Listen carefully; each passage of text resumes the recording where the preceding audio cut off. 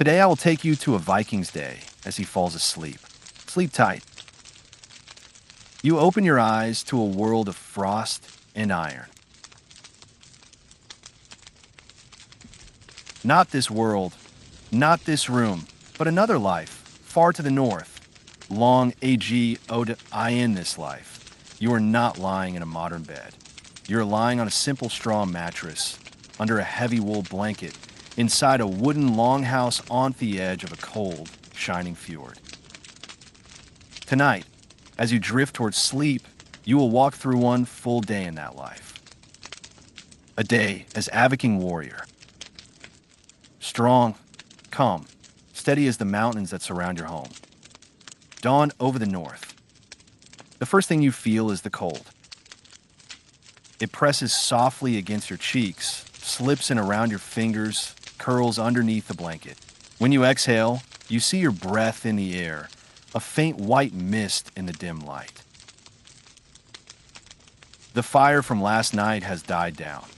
What remains is a cluster of red embers, glowing faintly beneath the ash, like tiny sleeping suns, still warm, still alive.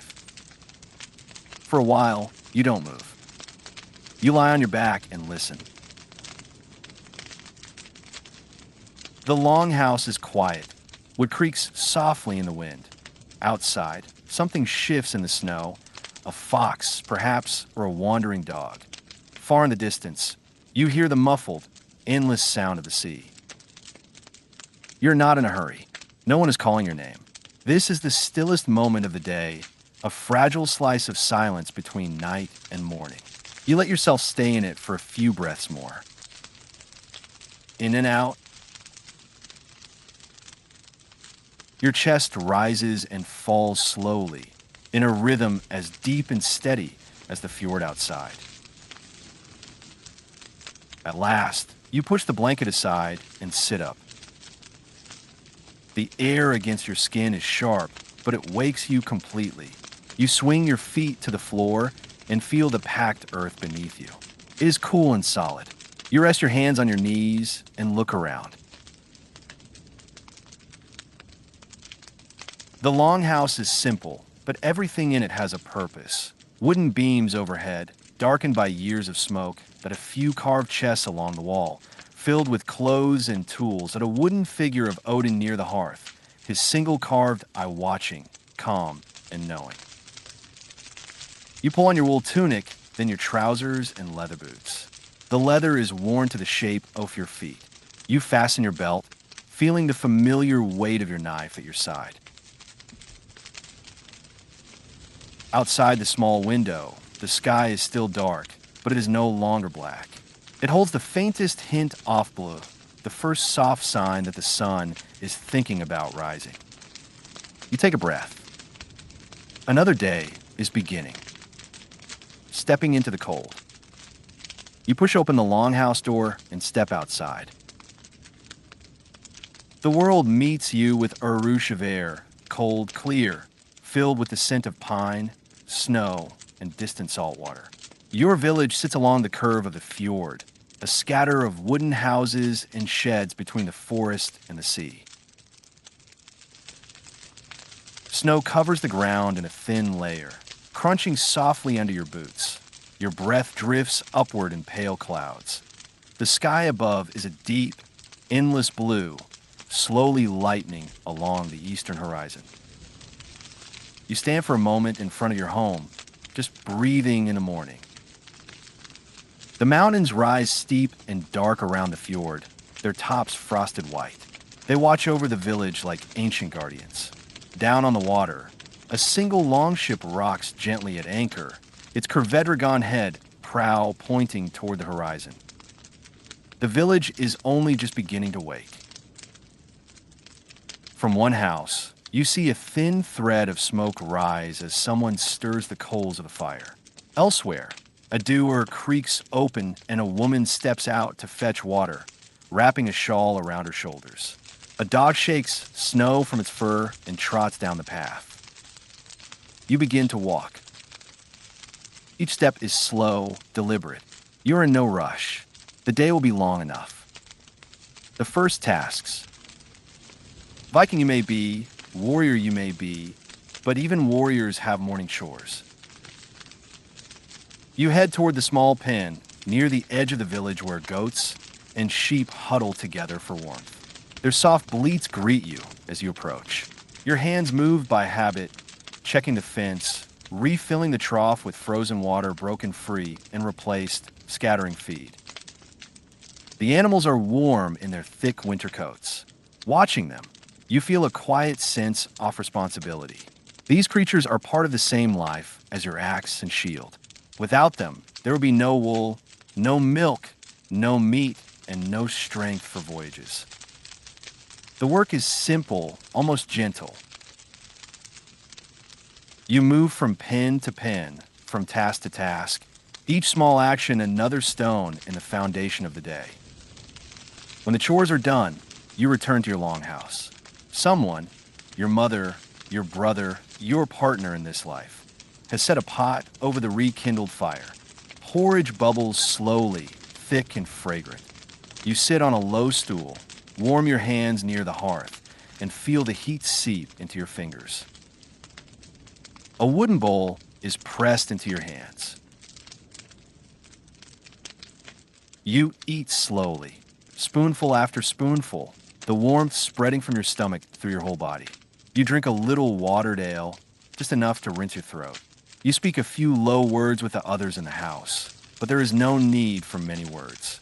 You all know what today will bring. Outside, the sky is brighter now. The sun is still low, but it has climbed over the edge of the mountains and sends pale, golden light spilling down into the fjord. The longship gleams faintly as the light touches its wet hull. It's time. Gathering at the training field.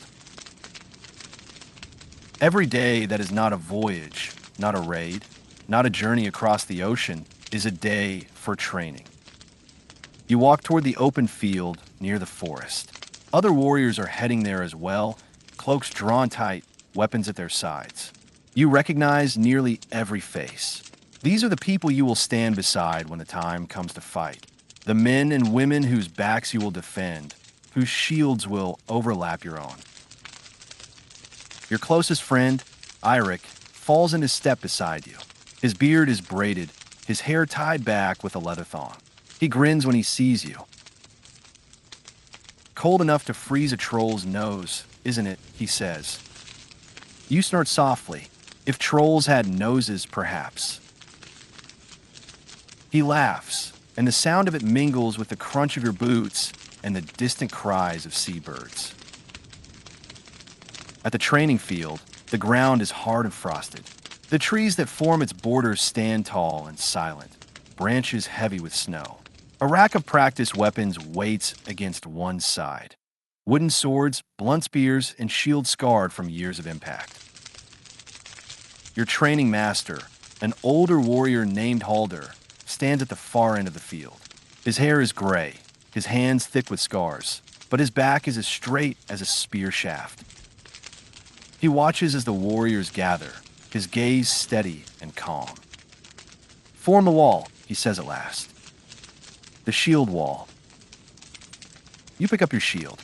The wood is solid beneath your fingers, its surface worn smooth by use. The iron boss at its center is cool to the touch. You wrap your arm through the leather straps and feel the familiar weight settle along your forearm and shoulder. You step in a line. T.O. your left, Eric T.O. your right. Another warrior, Freya, fast, fierce, with sharp eyes. You stand shoulder to shoulder, shields overlapping, forming one solid barrier of wood and iron. Halder paces slowly in front of you.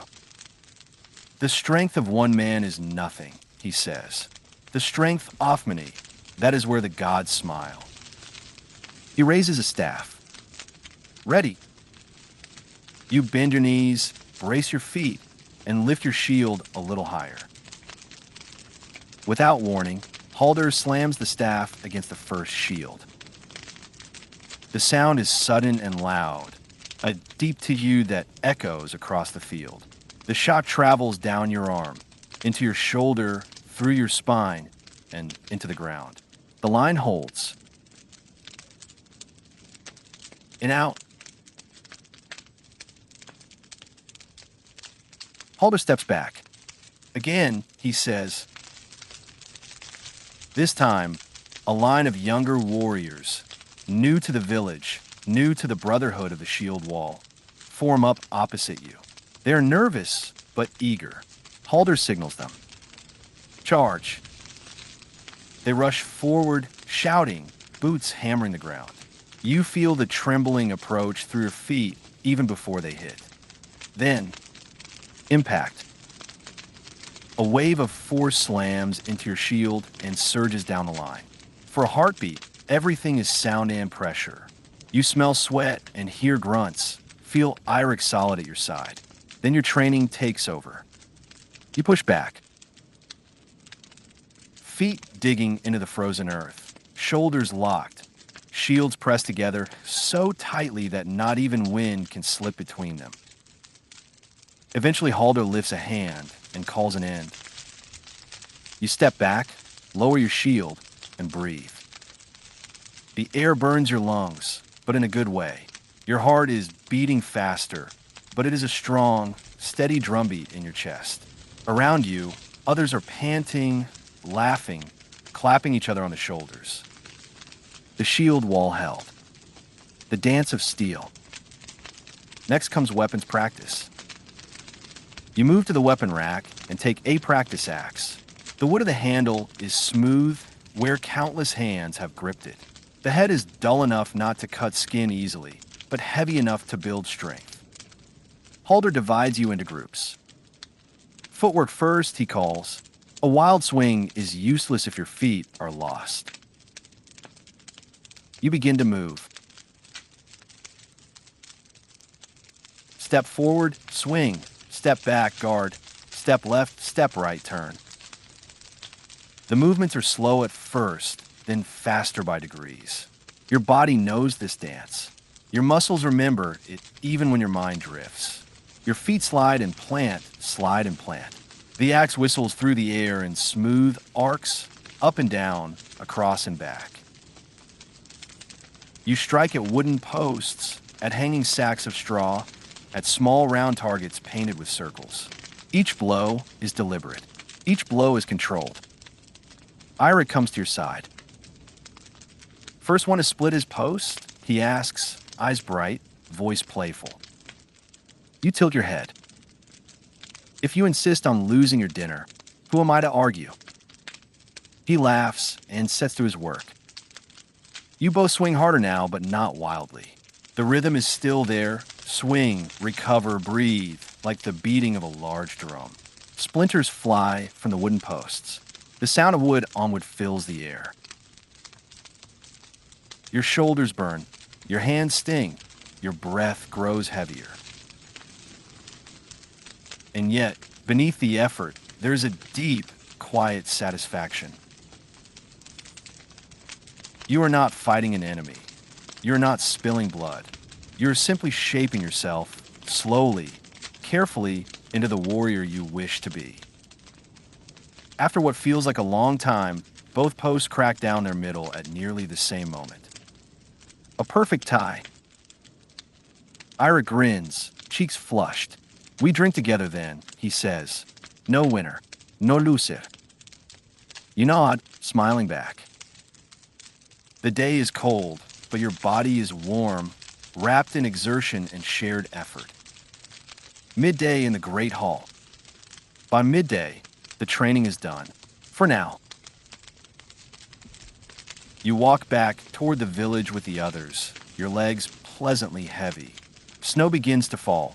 Not in a blizzard, just a soft, lazy curtain of flakes drifting slowly from the sky. Each flake lands silently on cloak, hair, and beard, melting into tiny beads of water. The Great Hall stands at the village's center, its high wooden roof crowned with carved dragon heads. Smoke rises from a smoke hole in the roof, carrying the smell of burning pine.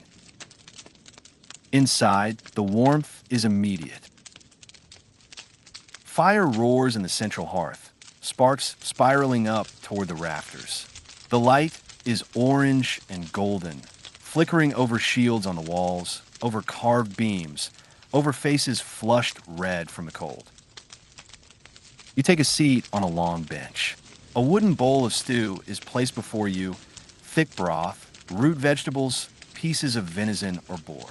You tear a strip of dark bread and dip it into the stew, then eat slowly, savoring each bite.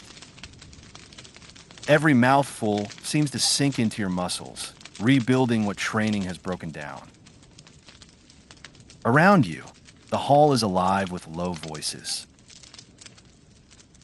No shouting and noisy boasting, just the gentle rise and fall of everyday talk. Some discuss fishing lines. Others talk about the next planting season. A few, quieter, talk of the sea, how the waves looked last time they returned from a raid, how the storm sounded, how the sky glowed with northern lights. At the far end of the hall, a bard plucks the strings of a lyre. His voice is low and smooth, telling an old story about Odin hanging from the world tree to win the runes, about the sacrifices made for wisdom. You listen as you eat, letting the words wash over you like warm water. For a few minutes, time slows almost to a stop. All that exists is the fire's crackle, the smell of stew, the warmth around you, the soft rhythm of the history. Quiet hours by the fjord. After the meal, some warriors nap in the hall. Others go to repair armor, mend nets, or carve wood. You step outside, back into the bright, cold day. The snowfall has stopped. The sky is a pale, luminous gray, and the fjord lies calm and still. There is almost no wind now. The longship sits at anchor, reflected in the water like a painting. You walk down toward the shore. Each step takes you closer to the sound of the sea, the gentle lapping of water against pebbles, the distant call of a gull, the faint creak of the ship's ropes as it shifts with the tide. You sit on a large rock near the water's edge. For a long time, you simply sit. You lay your hands on your knees. You feel the stone beneath you, solid and unmoving. You watch the slow movement of the water. In this moment, you are not training. You're not planning. You are only being. You let your gaze soften, not focusing on anything in particular. Your breath slows of its own accord, falling into a pattern that matches the water's rise and fall. Wave in, wave out. The cold feels cleaner now, less sharp, more like a cool cloth laid gently on a warm forehead. You think of past voyages, of wind in your hair, of oars cutting the sea, of nights spent under strange stars. You think of battles, the clash of shields, the roar of voices, the strange clarity of moments when survival hangs by a thread. But those memories drift past like clouds. You do not hold on to them. You do not sink into them. You simply let them float by, knowing they are part of who you are, but not the entirety. This day, at this moment, is peaceful. The world is large. You are small within it. And that feels right. Evening drills. As the sun begins to slide down toward the tops of the mountains, the sky turns golden, then orange, then the color of burning coals. Halder calls for one last training session before night. You return to the field with the others, the ground now softer where snow has melted into mud. The air is still cold, but less biting than in the morning. This final session is not about speed or strength. IT is about control. Halder has you move through forms, a series of choreographed motions passed down from warrior to warrior. You hold a wooden sword and make careful, measured cuts through the air. Forward step, Diagonal cut, turn, guard, sidestep, thrust. Every movement is precise, every angle deliberate. It feels almost like a ritual dance. Your muscles are tired, but they remember what to do. You no longer have to think. Your body knows the sequence. Your mind is free to rest while your limbs work. In the fading light, dozens of warriors move in harmony, weapons carving silent patterns into the air. The field looks almost magical, like a place where invisible runes are being drawn and erased with thief motion. When the drill ends, Halder nods once. "Enough for today," he says. "You have listened well." Praise is rare from him. You feel it like a warm stone in your chest. Twilight in the village. The sun disappears behind the mountains, and twilight wraps the village in soft blue. Lanterns are lit along the paths, their small flames swaying gently in the growing dark. Thin columns of smoke rise from chimneys. Somewhere a dog barks once, then quiets. The air smells of wood smoke, roasting meat, pine sap, and distant salt. You return to the great hall once more. Inside, the fire is bright again. Shadows dance along the walls. Shields and swords hang in neat rows, polished and ready. Benches fill with people, warriors, elders, children, traders passing through. Tonight's evening meal is simple but satisfying. Roasted fish from the fjord, coarse bread, and broth seasoned with herbs. You eat more slowly now, appetite steady, but no longer sharp from training. Eirik sits across from you, mug in hand. "There will come a season soon," he says quietly, when the chieftain calls for a raid again. You nod. There always comes such a season. Are you ready? You think about the day, about the weight of the shield, the rhythm of the axe, the unity of the shield wall. You think about the fjord, the quiet, the peace you felt on the rock by the water. "Yes," you say. "When the time comes, I'll be ready." He smiles, satisfied. For now, though, there is no raid that in O enemy, in O rushing wind dragging the ship across the sea. There is only tonight. Stories and songs. After the bowls are cleared away, the bard stands beside the fire. His hair is streaked with gray, and his hands are strong and gentle as they pluck the strings of his lyre. The hall grows quiet. The bard begins to sing. He sings of Yggdrasil, the world tree whose roots and branches hold all the realms. He sings of Thor walking in thunder, of Freya weeping tears of gold, of Odin sitting upon his high seat and watching all the worlds with his ravens. His voice is slow and deep, like the turning of the seasons. The tale moves from verse to verse, scene to scene, and you feel yourself sinking into it, like sinking into a warm pool. The fire pops, the hall flickers. Outside, the night deepens. Soon, your eyes grow heavy. The day's work is catching up with you. Returning to the longhouse. When the storytelling ends, you step out into the cold night once more. The sky is clear now. Above you spreads a river of stars, bright and countless. The northern lights shimmer faintly along the horizon, green and distant and beautiful. Your breath curls upward in soft clouds. The village is quieting. Lanterns are being extinguished one by one. Doors close. A hush settles slowly, gently, over everything.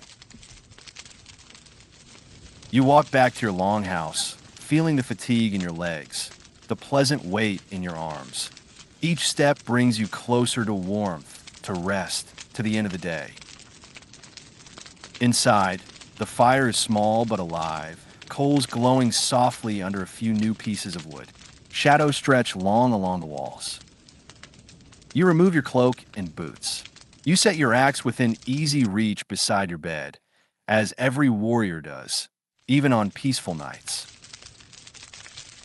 You lower yourself onto your mattress and pull the heavy wool blanket up to your chin. The familiar weight settles around you like a protective embrace, drifting into sleep. For a moment, you stare up at the wooden beams of the longhouse roof. You can hear the soft wind outside, brushing against the walls. You hear the faint crackle of the fire, the slow breaths of others around you as they prepare for sleep. You think back over the day. The freezing air at dawn, the crunch of snow underfoot, the slam of Halder's staff on your shield, the ache of your shoulders as you practiced with the axe, the warmth of stew in the great hall, the quiet peace by the fjord, the soft glow of the fire as the bard sang. It has been a full day, but not a cruel one.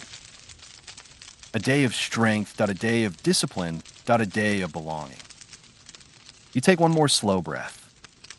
In and out. Your muscles relax, inch by inch. Your hands loosen. Your jaw unclenches. The tension in your shoulders melts away. The longhouse grows dim as the fire settles. The shadows deepen. Your thoughts grow softer, slower, like snowflakes falling silently through the dark. For a moment, you are aware of both worlds at once. The Viking village and the room where you truly lie. The straw mattress and the bed beneath your body now. They overlap gently, peacefully. You feel safe in both. You imagine tomorrow, another dawn, another day of training, another quiet moment by the fjord. The story doesn't need to be told. You already know how it feels. Strong, calm, steady. Your breathing evens out, becoming smooth and quiet. The world fades, like mist over the water in early morning. You are a Viking warrior, drifting into deep, dream-filled sleep, held by the longhouse walls, by the mountains and the sea, by the endless northern sky above. And as you finally let go, the last thing you feel is a quiet certainty deep in your chest. Whatever tomorrow brings, you will meet it with the calm, steady heart of a warrior of the north.